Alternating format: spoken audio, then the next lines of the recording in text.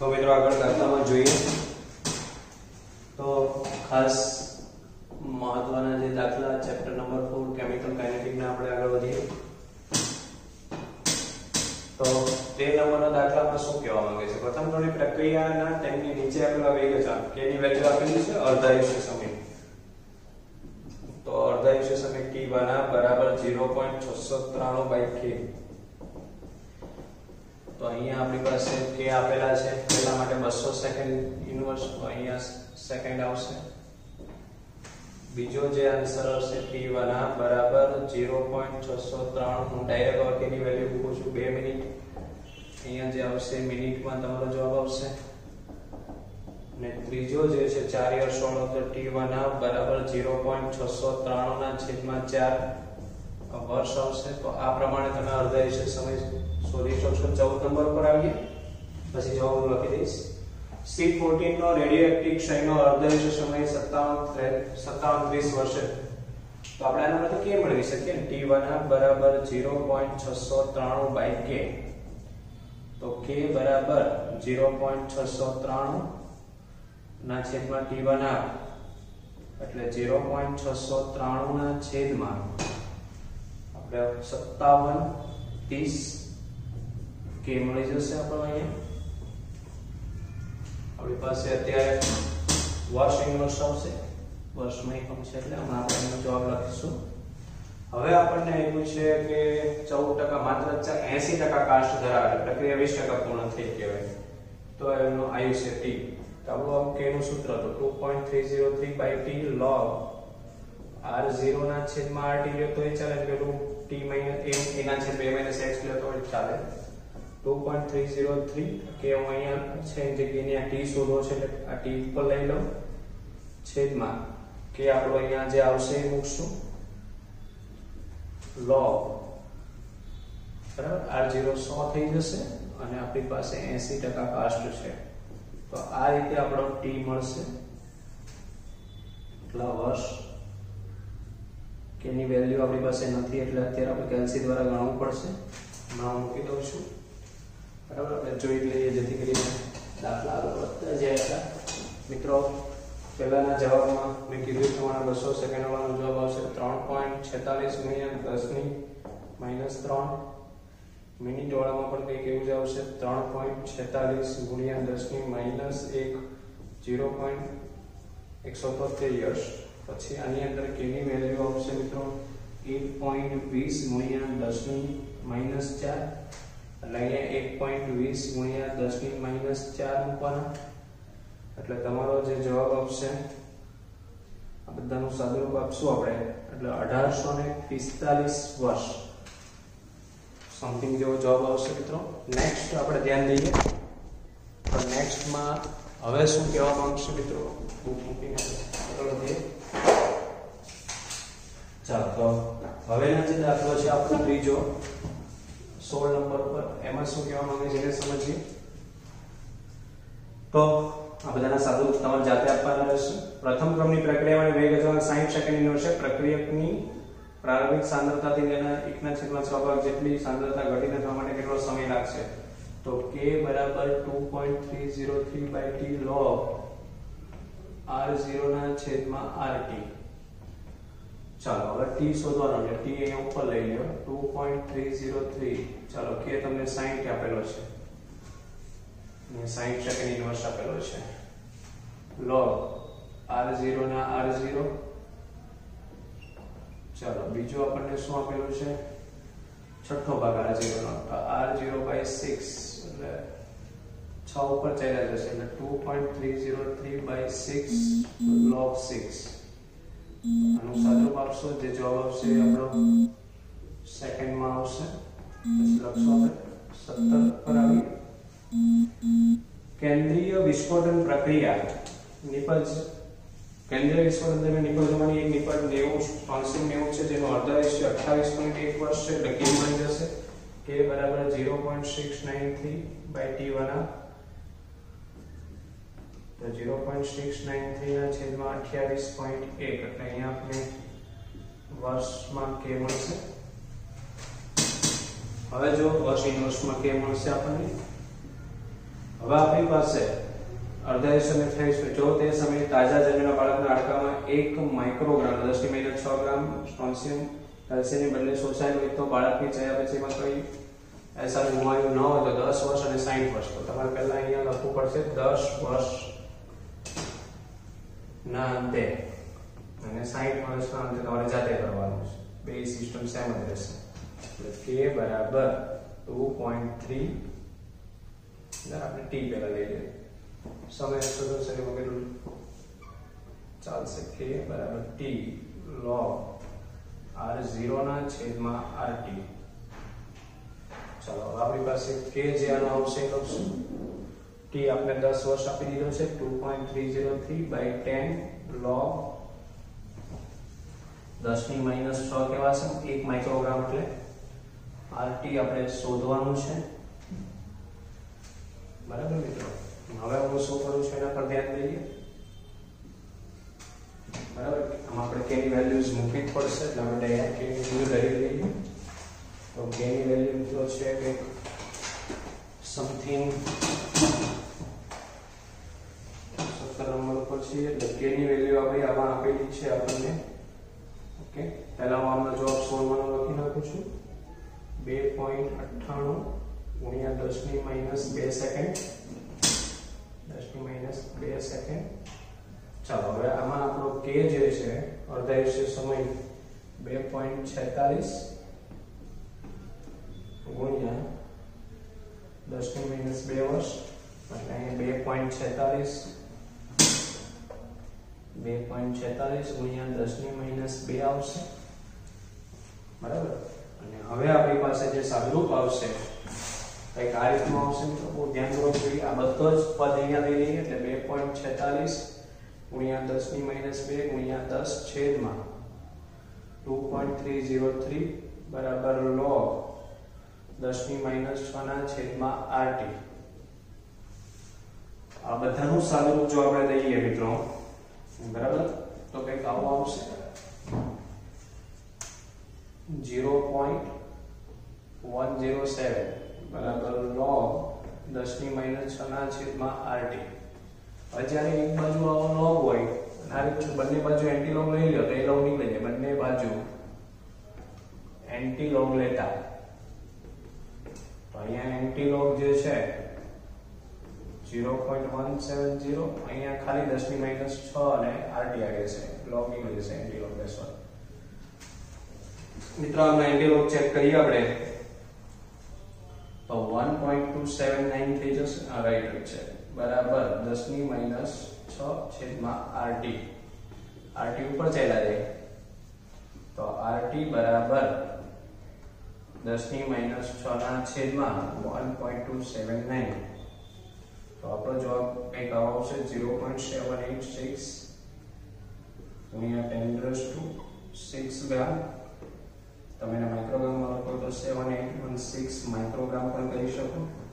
તો 10 વર્ષના અંતે મિત્રો શરીરમાં એટલું એસા રહ્યું હશે આવું લખી શકીએ 10 વર્ષના અંતે શરીરમાં 0.7816 માઇક્રોગ્રામ જેટલું 19 SR રહેલું હશે. ન દેખાતું હોય તો હમણાં એક કેમેરો કરીને શેર કરી દઈશ.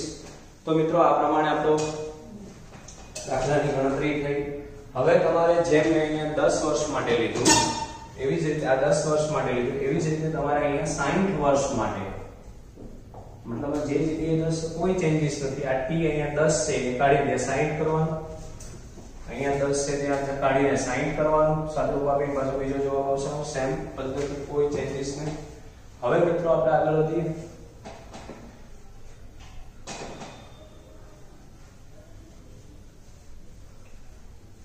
નેક્સ્ટ દાખલા પર આવીએ.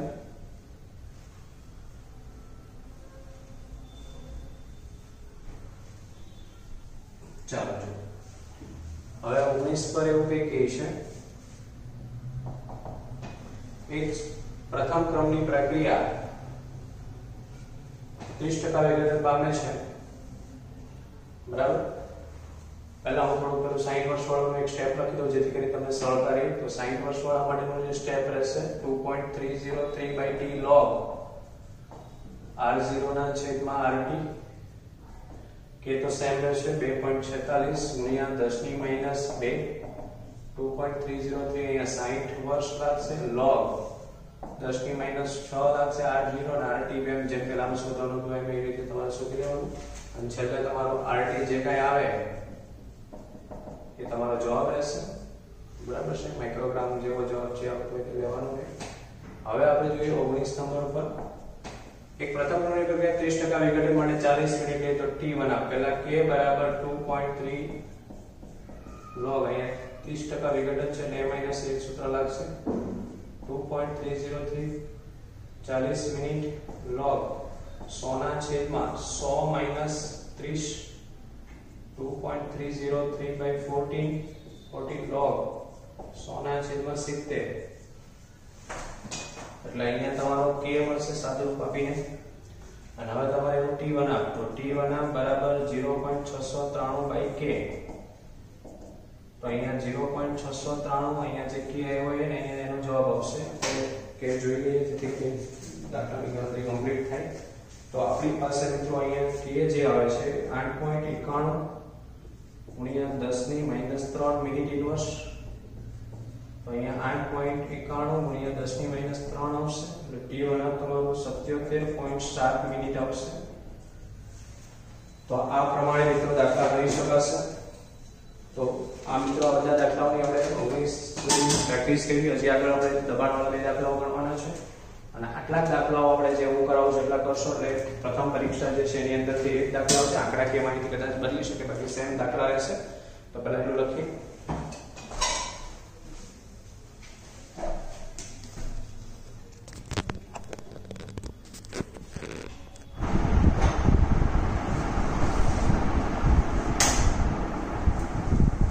તો મિત્રો આગળ મહત્વના દાખલાઓ છે આપણને પૂછાય તેવી શક્યતા ધરાવતા. એજો આઇસોપ્રોપેનનું હેક્સેન અને N2 માં વિઘટન 543 કેલ્વિન તાપમાને આપણી પાસે આવી કોઈ પ્રક્રિયા છે. સમીકરણ ન આવડતું તો કોઈ ચિંતા નથી. CH N double bond CH CH3 twice અને એજો આઇસોપ્રોપેન કહેવાય.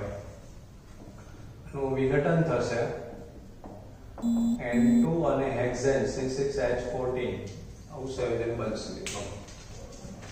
તો હવે આ સંયોજન શરૂઆતનું દબાણ P0 લઉં ત્યારે આ 0 હોય, આ પણ 0 હોય.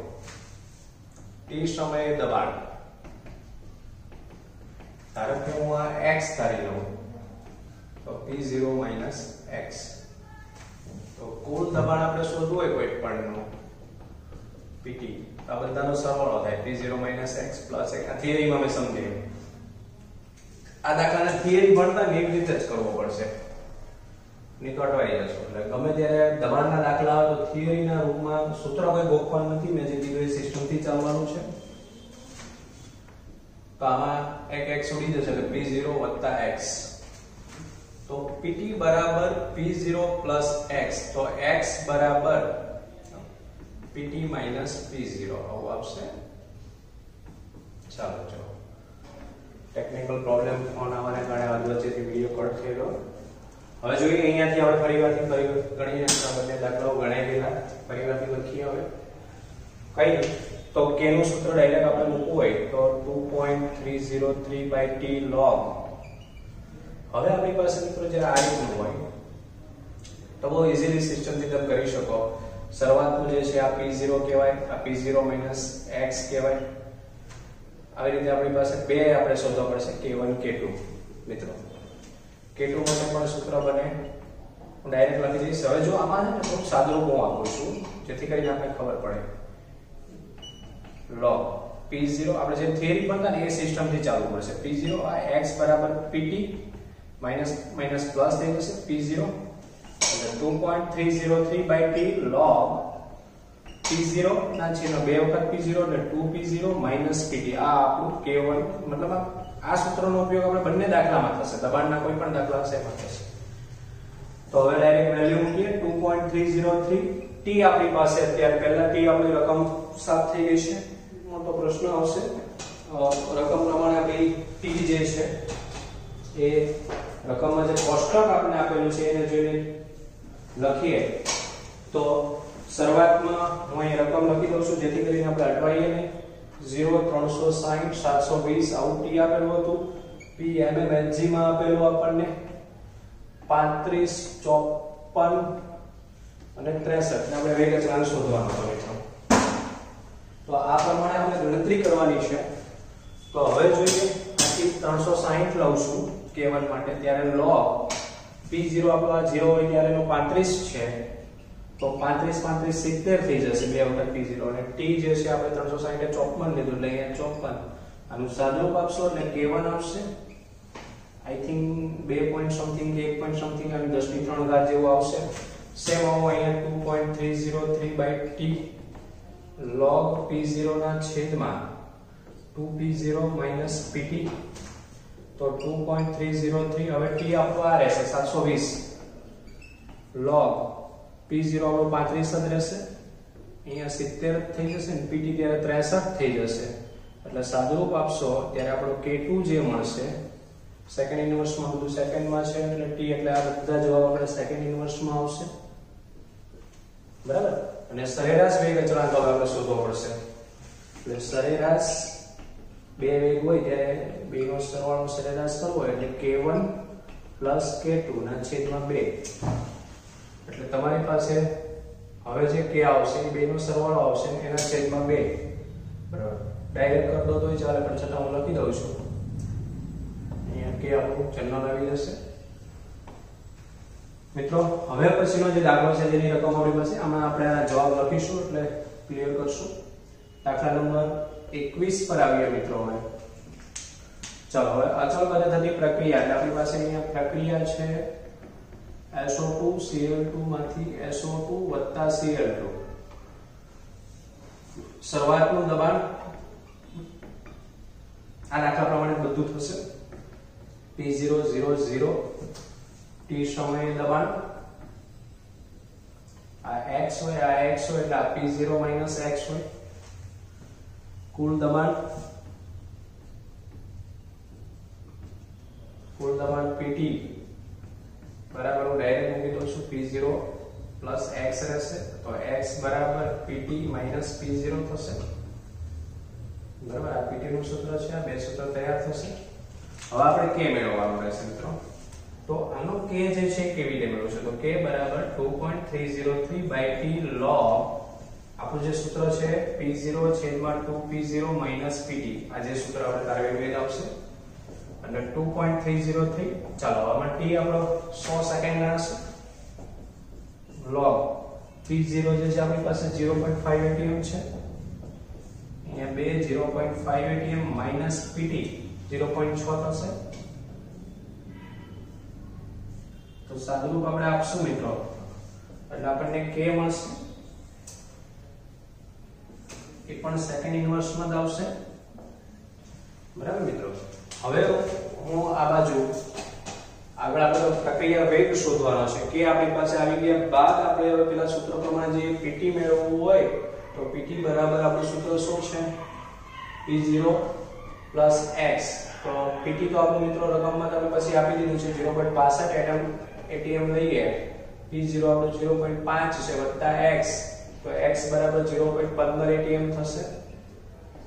ચાલો હવે x 0.15 આવ્યું એટલે તમારે SOCl2 જે છે બરાબર છે એનો વેગ આપણે મેળવો તો આ આખું જે છે મેળવવું તો મેળવી શકાય એટલે PSOCl2 મેળવવું હોય તો P0 - x તો P0 0.5 છે અને x 0.15 છે તો આ 0.35 atm થયું. અને હવે મિત્રો આપણે પ્રક્રિયા વેગ મેળવવાનો રહ્યો પ્રક્રિયાનો તો પ્રક્રિયા વેગનું પણ સૂત્ર આવું મને પ્રક્રિયા વેગ બરાબર k PSO2 Cl2 તો k આપણો જે રકમમાં આવશે એ લખશું અને SO2 Cl2 જે છે 0.35 આપણું જે આવ્યું તે અને અહીંયા આપણો પ્રક્રિયા વેગ જે છે કમ્પ્લીટ લખાશે atm સેકન્ડ ઇન્વર્સ એકમ આવશે મિત્રો. આપણે જવાબ લખીએ સૌથી પહેલા આપણા જવાબ રહેશે k1 k2. તો મિત્રો k1 k2 ની વાત કરીએ તો k1 2.175 ગુણ્યા 10 ની -3 સેકન્ડ ઇન્વર્સ છે. પછી k2 છે 2.235 ગુણ્યા 10 ની -3 સેકન્ડ છે. બેનો સરવાળો કરવો પડે. 2.175 ગુણ્યા 10 ની -3 વત્તા 2.235 ગુણ્યા 10 ની -3. બરાબર, એટલે આપણો જે જવાબ આવશે 2.20 ગુણ્યા 10⁻³ સેકન્ડ ઇન્વર્સ. ચલો હવે આ દાખલામાં આપણો k આવશે 2.231 ગુણ્યા 10⁻³ તો હવે અહીંયા k બરાબર 2.231 ગુણ્યા 10⁻³ અને આ બંનેનો ગુણાકાર આપણે જો કરીએ તો 7.8 ગુણ્યા 10⁻⁴ atm સેકન્ડ ઇન્વર્સ આપણો જે જવાબ આવશે મિત્રો. તો આ પ્રમાણે આ બંને દાખલાઓ જે છે ખૂબ મહત્વના રહેશે અને બંને દાખલાઓની પ્રેક્ટિસ કરવી પડશે. ઘણી જગ્યાએ પ્રેક્ટિસ કરશો ત્યારે અટવાશો તો ખબર પડશે કે તમારે શું બાકી રહી ગયું છે. પણ સિસ્ટમ તમે ચેક કરો, આ બંનેની સેમ રાખી છે. k શોધવાનું સૂત્ર પણ સેમ છે. તમે જે સૂત્ર અહીંયા વાપર્યું છે એ જ સૂત્ર મેં અહીંયા વાપર્યું છે k માટે એટલે આમાં કેવું છે કે દબાણનો દાખલો આવે એટલે આપણે ખબર જ પડી છે કે હવે આપણે આ જ સિસ્ટમ પ્રમાણે ચાલવાનો છે. બરાબર છે, તો આ પ્રમાણે દાખલાઓની ગણતરી કરવાની છે. મિત્રો ખાસ જણાવવાનું કે અહીંયા આપણું આ ચેપ્ટર બોર્ડ દ્વારા NCERT ના જે સિલેબસના 70% ભાગ રાખવામાં આવ્યો, 30% જે ભાગ કપાઈ ગયો, તો જે 70% હિસ્સો આ ચેપ્ટરનો તો મેં અહીંયા કમ્પ્લીટ કર્યો. સ્વાધ્યાય લખાણ સંબંધિત દાખલાઓ પણ કમ્પ્લીટ થઈ ગયા પ્લસ થિયરી પણ કમ્પ્લીટ થઈ ગઈ. મતલબ આ ચેપ્ટર અહીંયા પૂર્ણ થયું NCERT બેઝ. હવે JEE નીટ માટે જે 30% કાપી નાખ્યું છે એ પ્લસ આનો પ્રેક્ટિસ માટેનો હજી વધારાના જે દાખલાઓ આપણે કરવાના રહેશે પ્લસ 30% કાપ્યું છે જે એક સૂત્ર છે એ સૂત્ર લઈને બધા દાખલા ગણવાના રહેશે. માટે અહીંયા NCERT બોર્ડના 70% નો અભ્યાસક્રમ આ ચેપ્ટરનો પૂર્ણ થયો. હવે પછી જે ચાલશે નેક્સ્ટ લેક્ચરમાં એ JEE નીટ લેવલે ચાલશે. ઓકે.